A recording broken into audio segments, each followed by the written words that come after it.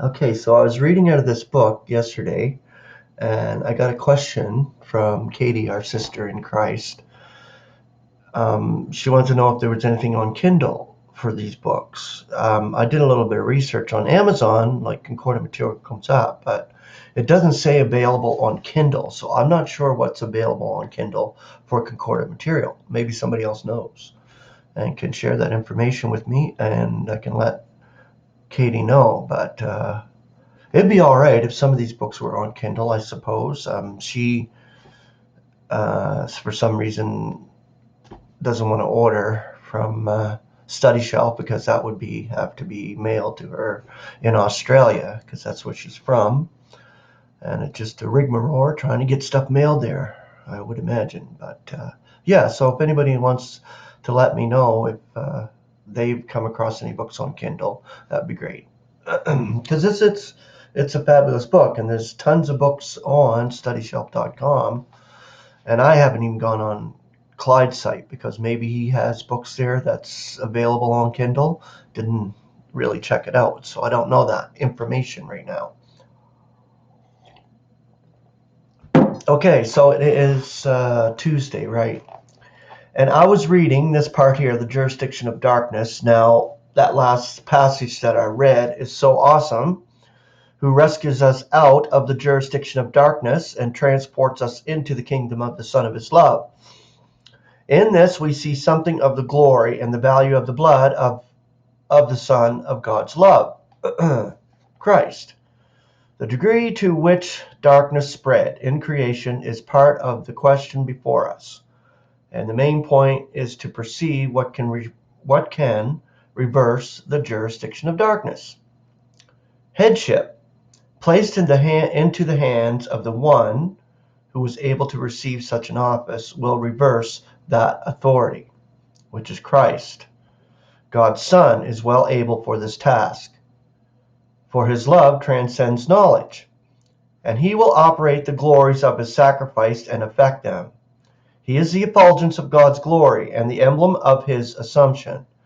The Son's preeminence will be shown in every aspect and every respect and relationship.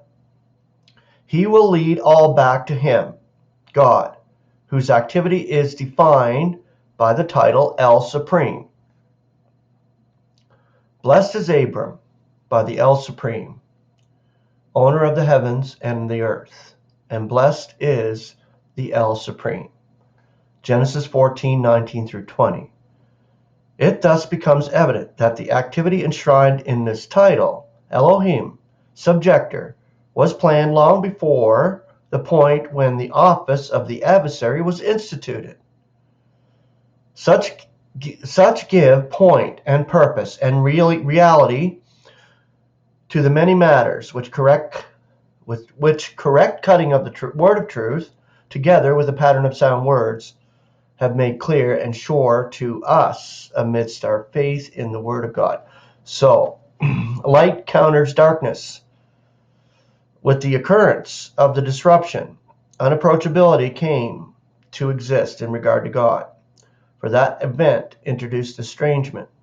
This state of unapproachability continued until the sacrifice of Christ. That slaying, as to effect, undoubtedly correspond with the fiat, let there be light. In Genesis 1:3, for God is light. Light was not confined to the physical, for the physical bears some intimation of the spiritual. The slain lamb came, provided the light, in which the readjustment of Genesis 1 was really possible. Okay. The eons required darkness. The eons had in view the working out of all the problems related to the darkness, which was to ensue at an early point in the course of the first eon. Moreover, the eons were to restore fully the light which revealed God in the face of Jesus Christ. For the God who says that out of darkness light shall be shining is he who shines in our hearts with a view to the illumination of the knowledge of the glory of God in the face of Jesus Christ. 2 Corinthians 4:6. To the event which prompted and corresponded to the darkness, the scriptures give the term disruption. I love that word disruption instead of foundation. Foundation is weak. Disruption is the real translation. It's a cataclysmic event that took place that actually changed the course of the eons. And to it are referred the planned details of God's ways. Some of these are said to be before, and others from. Like Christ, he was a lambkin slain from the disruption of the world. From. The event is a most notable key, for it furnishes the reason for the darkness, and so moves the cause of darkness out of the will of the creatures. So that's amazing. So we will talk about this disruption, chosen before the disruption. The celestials, they need light. So we're going to give them some light. As we're still mortal, I am able to do shows here and videos. So we're actually teaching the celestial realm while we're teaching ourselves and others.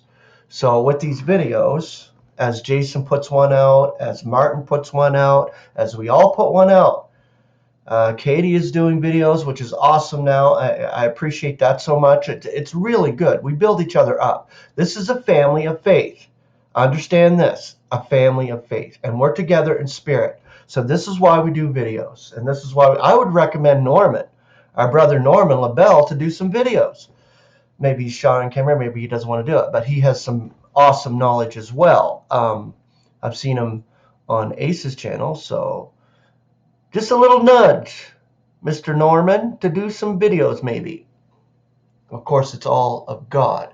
So this is what God does. He prompts us to put out material. So we teach, like I said, the celestial realm when we're doing these videos. And God teaches the whole creation, through Christ. All came through Christ. The physical, the invisible, all of it. So yes, we're being taught. And so is the celestial, invisible realm. Okay.